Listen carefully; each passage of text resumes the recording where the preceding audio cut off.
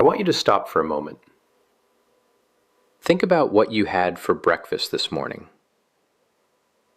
Maybe it was a bowl of cereal, the kind with the big red heart printed right there on the box. The one that says, "May help reduce cholesterol." Maybe you had a sandwich for lunch, a few slices of deli turkey, some whole grain bread. Lean protein, right? The smart choice.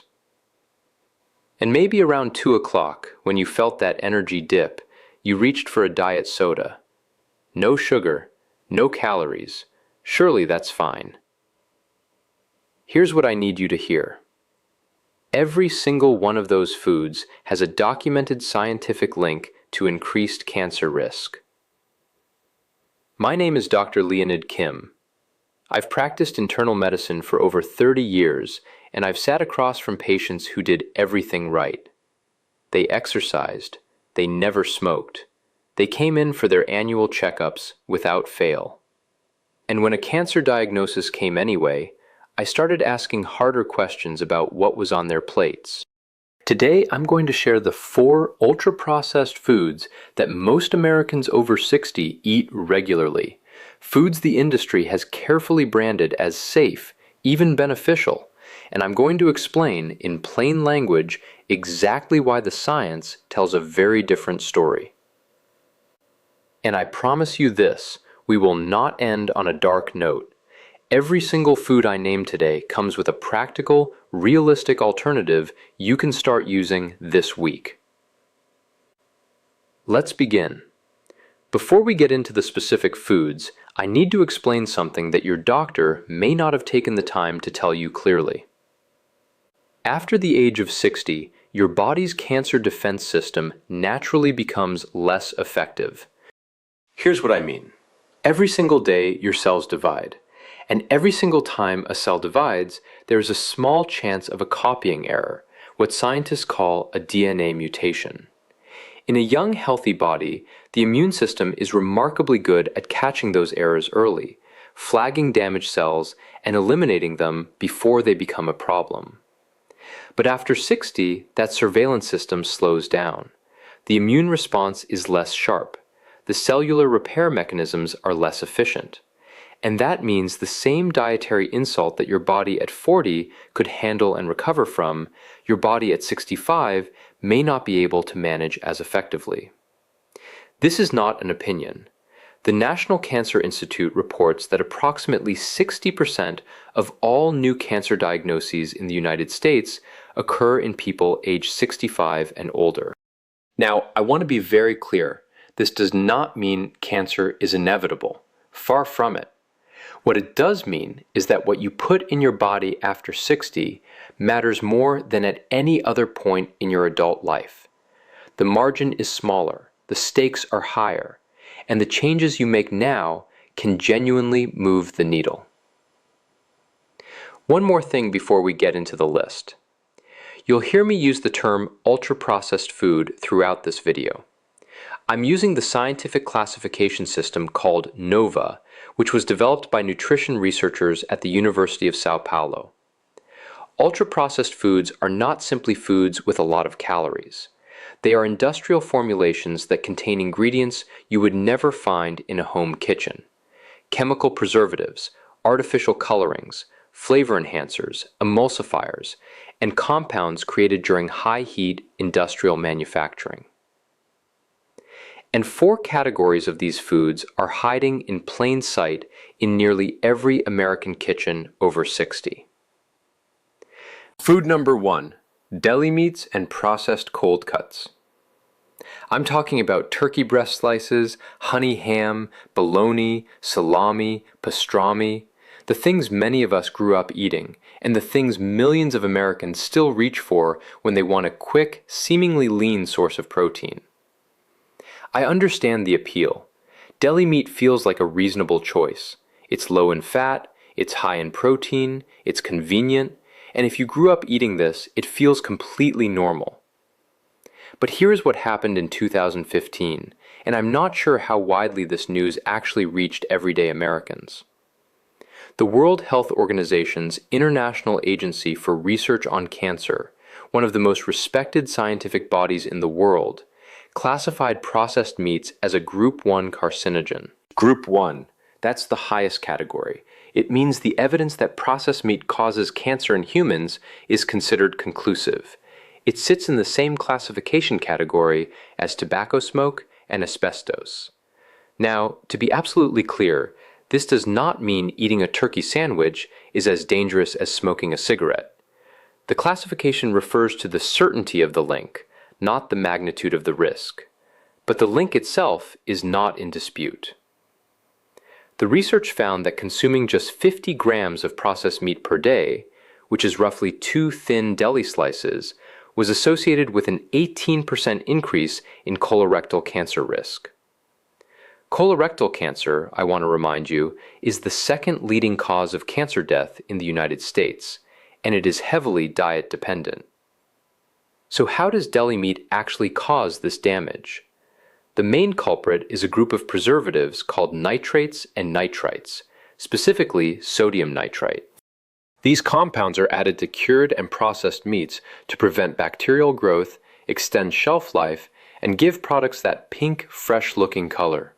When you digest these compounds, especially when they interact with the proteins in meat during cooking or in the acidic environment of your stomach, they can convert into nitrosamines, and nitrosamines are potent carcinogens. Here is the part that troubles me most as a physician. Many of my patients have made the switch from red deli meats like salami to white deli meats like turkey because they were told that was the healthier choice. And while it may be lower in saturated fat, the preservative chemistry is often identical. The sodium nitrite is still there. The same chemical reaction still occurs. When you are shopping for deli products, I want you to look at the ingredient label and scan for these words: cured, smoked, sodium nitrate, sodium nitrite, potassium nitrate. Any of those on the label, and I want you to think carefully. What can you eat instead? The best substitute is simple.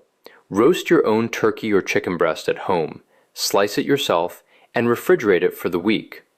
It takes about 40 minutes of oven time on a Sunday afternoon, and you eliminate the preservative chemistry entirely. Canned wild-caught salmon or sardines are also excellent protein options for sandwiches, rich in omega-3 fatty acids that actually support cancer prevention. Fresh hard-boiled eggs, hummus with vegetables. There are good options. But please, retire the deli counter habit. Food number 2, and this one surprises almost everyone: packaged breakfast cereals, including the ones specifically marketed as heart healthy. I know what you're thinking. Dr. Kim, I've been eating Cheerios for 40 years. My cardiologist recommended it. And your cardiologist may have been absolutely right to address your cholesterol numbers. I'm not disputing that. What I am asking you to consider is what happens inside the manufacturing plant when that oat is turned into a cereal O, and what compounds are created in that process that never appear on the nutrition label. Let me explain something called extrusion processing. Nearly every boxed breakfast cereal, whether it's the sugary kind marketed to children or the wholesome kind marketed to health-conscious adults, is made using a process where grain is mixed with water and forced at extreme pressure and extremely high temperature through a machine called an extruder. The grain is essentially cooked, shaped, and puffed in a matter of seconds. During this process, something chemically significant happens. The high heat causes a reaction between the natural sugars and amino acids in the grain that produces a compound called acrylamide. Acrylamide is classified by the World Health Organization and the National Toxicology Program as a probable human carcinogen. It is the same compound that raised alarm bells about potato chips and French fries, and it forms in virtually every extruded cereal product. But the acrylamide is only part of the story. Many packaged cereals, including several marketed to older adults, contain preservatives called BHA and BHT. These are synthetic antioxidants added to prevent the fat in the cereal from going rancid on the shelf. the National Toxicology Program has listed BHA as reasonably anticipated to be a human carcinogen based on animal studies. And then there is the sugar issue, which is separate from carcinogens but deeply relevant to cancer risk. A bowl of Raisin Bran contains 12 to 16 grams of added sugar. Many granola products contain even more. Chronic elevated blood sugar drives chronic inflammation, and inflammation is a foundational condition that makes the body hospitable to cancer cell growth and spread. The heart on the box is not lying to you about the oat fiber, but it is not telling you the full story. What to eat instead? Steel-cut oats, or old-fashioned rolled oats, not the instant packets, which often contain added sugar and artificial flavors, but the kind you cook yourself on the stove. They take about 15 minutes. You can add fresh or frozen berries, a handful of walnuts, and a dash of cinnamon for flavor. That is a genuinely anti-inflammatory breakfast with no acrylamide, no BHA, and no hidden sugar. 2 eggs scrambled in olive oil is another excellent option. Full Greek yogurt, unsweetened, topped with berries. These are not complicated. They are simply different from what you have been doing, and different in ways that matter significantly after 60. Food number 3.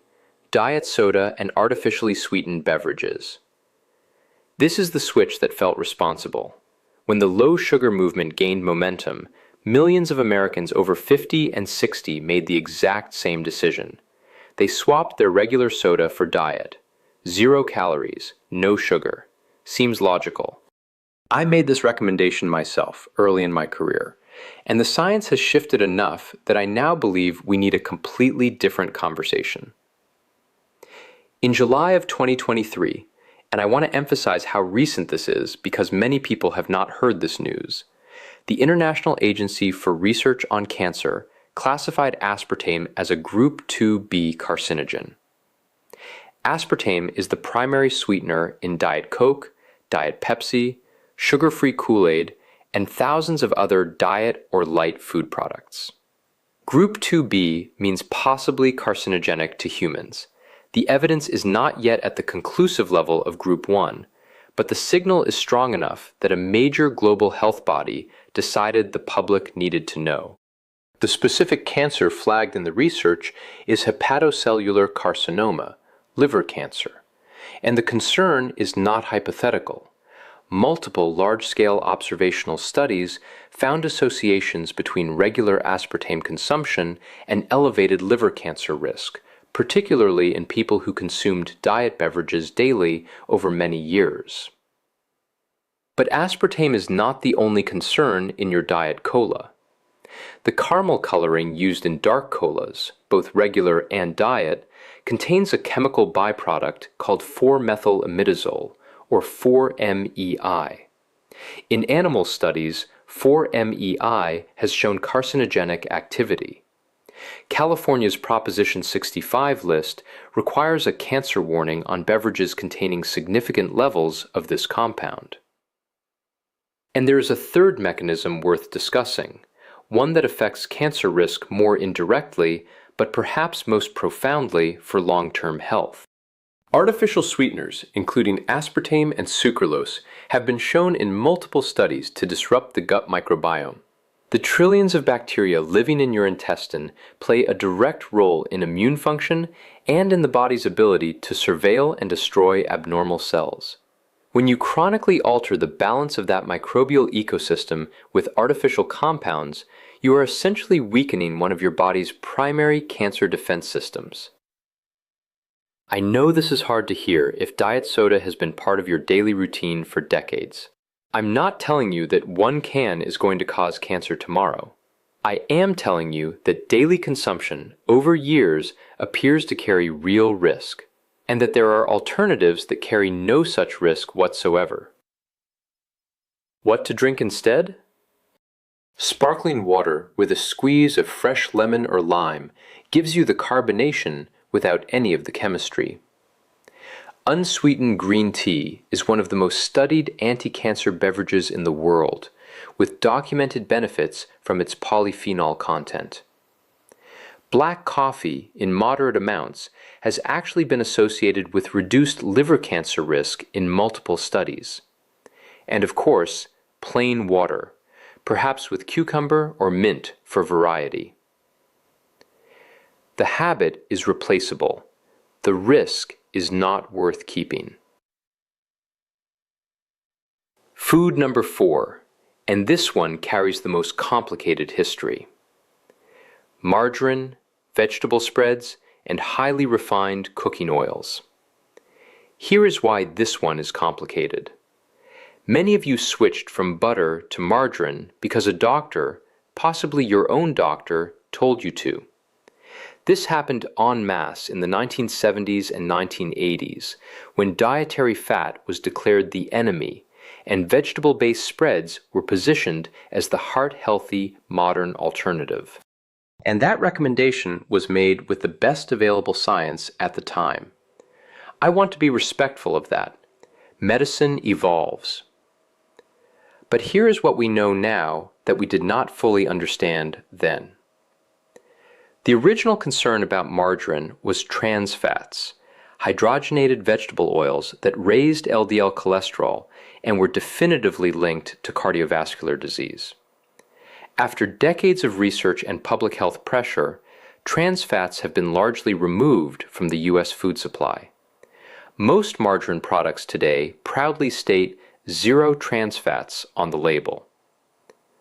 The problem is what replaced them. Most modern vegetable spreads and refined cooking oils, the kind in the big plastic jugs labeled vegetable oil, soybean oil, or sunflower oil, are produced through a process called solvent extraction. During this process, seeds and grains are treated with hexane, an industrial solvent derived from crude oil, to extract maximum oil yield. While hexane itself is removed before the oil is bottled, the question of trace residues and their long-term health implications is still being studied. But the bigger, more documented concern is what happens to these refined oils during high-heat cooking. Refined polyunsaturated oils, particularly those high in linoleic acid, like soybean oil and sunflower oil, are chemically unstable at high temperatures. When heated, they oxidize and break down into compounds called aldehydes and lipid peroxides. These oxidation products are directly toxic to DNA. They create the kind of cellular damage that sets the stage for cancer development over time. A landmark analysis published in the British Medical Journal in 2021 found that replacing refined vegetable oils with olive oil was associated with a 17% reduction in cancer mortality. That is not a trivial number. What to cook with instead? Extra virgin olive oil is your most important kitchen switch. It is rich in oleocanthal and polyphenols. It is stable at moderate cooking temperatures, and it has more anti-cancer data behind it than any other fat. For higher temperature cooking, avocado oil has a high smoke point and a favorable fatty acid profile. And here is something that may surprise you. Grass-fed butter used in moderate amounts appears to be a safer choice than refined vegetable spreads for most people. The dairy fat in quality butter contains conjugated linoleic acid, or CLA, which has actually shown anti-tumor activity in research settings. The 1985 dietary advice has been overtaken by better science. It is not your fault you followed it, but now you can update it. Let me take a breath here, and I want you to take one too. I know that what I've just walked you through is a lot to absorb, and I want to be very direct about something before I give you the action plan. None of this is your fault. You ate deli turkey because it seemed like the responsible choice. You poured that bowl of cereal because the packaging told you it was good for your heart. You switched to diet soda because you were trying to manage your weight. You stopped using butter because a doctor told you to. You were doing your best with the information you had. The food industry has spent hundreds of billions of dollars making these products look healthy. The marketing is sophisticated. The labels are deliberately confusing. You are not naive. You have been navigating a system designed to mislead. What you can do is move forward with better information. And you don't have to do it all at once. Here is the framework I give my own patients. I call it the 5-ingredient rule. Before you put a packaged food in your grocery cart, turn it over and look at the ingredient list. If it has more than 5 ingredients, especially ingredients you can't pronounce or wouldn't find in your own kitchen, put it back. That single habit will eliminate the vast majority of ultra-processed food from your diet without requiring you to memorize any science. Now, here are 3 specific actions you can take this week. Action 1. Open your refrigerator and look for any packaged deli meat in your drawer. Check the ingredient label for the words sodium nitrite or sodium nitrate. If you find it, finish what you have and do not restock it. Replace it with a home-roasted protein this weekend. Action 2. Look at your breakfast situation. If there is a box of cereal on your counter, read the ingredients. If you see BHA, BHT, or more than 8 ingredients total, replace it next time you shop. Start with a bag of steel-cut oats. They are inexpensive, they keep for months, and they take 15 minutes to prepare. Action 3.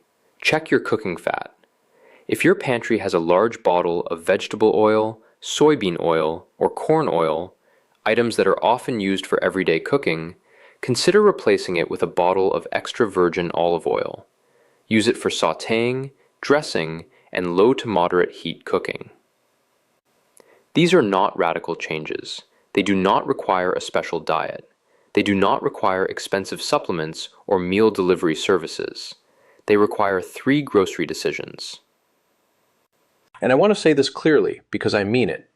At 60, at 70, at 80 years old, every healthy choice you make still matters. Your cells are not frozen in time. Your body is still responding, still adapting, still repairing. The research is consistent on this point. It is never too late to reduce your risk. Let's do a quick recap. Number 1. Deli meats. Group 1 carcinogen. The nitrites convert to cancer-causing compounds in your body. Switch to home-roasted protein. Number 2. Packaged breakfast cereals. Acrylamide from the extrusion process, BHA and BHT preservatives, and hidden sugar. Switch to steel-cut oats or eggs. Number 3. Diet sodas. Aspartame was classified as a possible carcinogen in 2023, and it disrupts the gut microbiome that protects you. Switch to sparkling water, green tea, or black coffee. Number 4. Margarine and refined vegetable oils. The oxidized fats damage DNA at the cellular level. Switch to extra virgin olive oil or grass-fed butter in moderation. Small changes, real science, and a body that is still capable of benefiting from every one of them. If this video gave you something useful, I'd love to hear from you in the comments. Tell me, which of these 4 surprised you the most? I read every comment, and your responses genuinely help me understand what topics matter most to this community. If you are not yet subscribed to Senior Health Review, please consider doing so. Every Tuesday, I bring you research-backed information on nutrition, disease prevention, and healthy aging, designed specifically for Americans over 60. Next week, I'll be covering something that affects a lot of you directly. The 3 cooking oils being marketed as heart-healthy right now that may actually be increasing your cardiovascular risk. You will not want to miss that one. Take care of yourselves. I'll see you next Tuesday.